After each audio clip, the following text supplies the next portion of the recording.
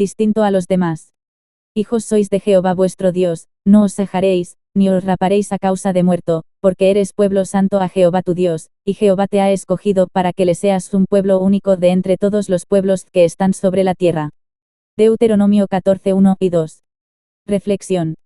Una distinción singular con respecto al resto de los pueblos sobre la tierra, ordena Dios que se haga en cuanto al uso del luto y del duelo, la cual vuelve a recordar, pues la primera vez fue dicha como instrucción levítica, para que se deshicieran por completo de esa costumbre adquirida desde su esclavitud en Egipto, y que aludía a las diferentes cosmovisiones idólatras que se concentraban en la zona.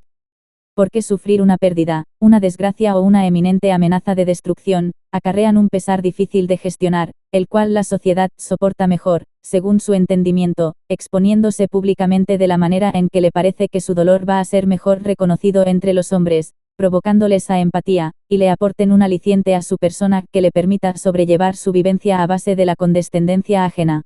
Los pueblos paganos se usaban del tipo de prácticas mencionado en este peculiar mandato de Dios. Los cortes en la piel eran señas de duelo por la muerte de algún ser querido, se provocaban incisiones que, además de dañarlos y exponer un dolor sufriente ante la sociedad, les permitían participar en su creencia de que, con la sangre caída por esas heridas, iban alimentando a sus muertos, y al parecer, luego del corte, dejaban la marca impresa para la posteridad, según sus creencias.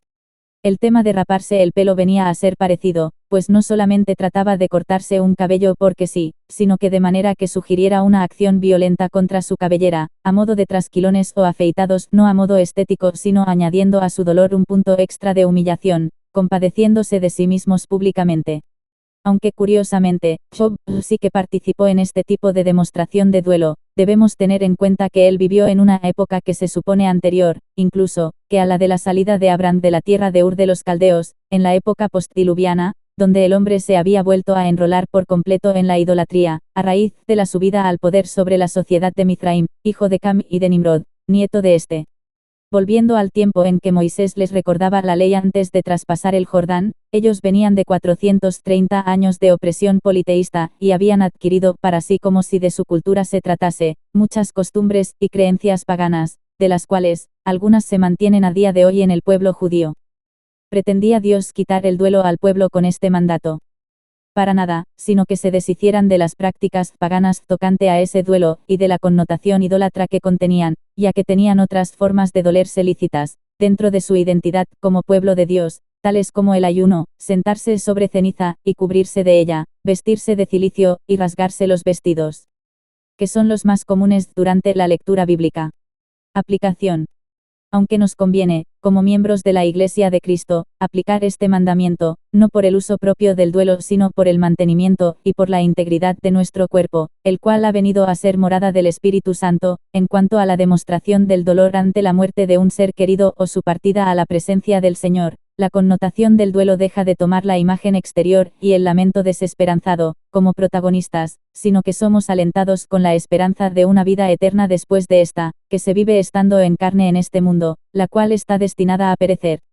Por supuesto, seguimos experimentando un duelo por la ausencia de nuestros seres queridos. Cierto es que el lamento viene cuando el que se ha ausentado no había llegado a conocer a Cristo o había mostrado rechazo hacia el Evangelio, mas cuando la ausencia se trata de un hermano en Cristo, ya sea también familiar de carne o no, nos consuela bastante el saber que se encuentra en la presencia del Señor, y que tarde o temprano estaremos también, con Él nosotros.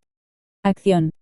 Estamos viviendo un tiempo en que se ha aumentado considerablemente el número de ausencias, debido a esta afección virulenta que está azotando al mundo, además de las causas que ya existían, como enfermedades, vejez o accidentes fortuitos. Esto nos causa gran dolor, porque ya no podemos disfrutar de aquella persona estimada o familiar cercano, o contar con nuestro ser querido en esas fechas señaladas, o buscarlo cuando necesitamos un consejo o confiarle una experiencia personal. Por una causa similar, Pablo se vio en la tesitura de escribir unas palabras de aliento a los hermanos de Tesalónica, quienes se sentían turbados por el que habría sido de sus seres queridos fenecidos en la tierra, puesto que alguien les había hecho creer que la segunda venida del Señor ya se había llevado a cabo. Alentémonos, pues, con las siguientes palabras.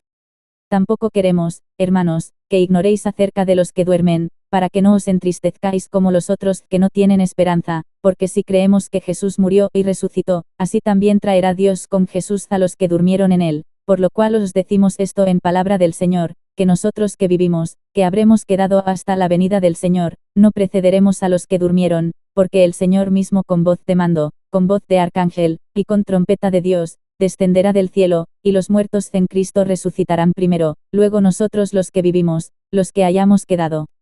Seremos arrebatados juntamente con ellos en las nubes para recibir al Señor en el aire, y así estaremos siempre con el Señor. Por tanto, alentaos los unos a los otros con estas palabras.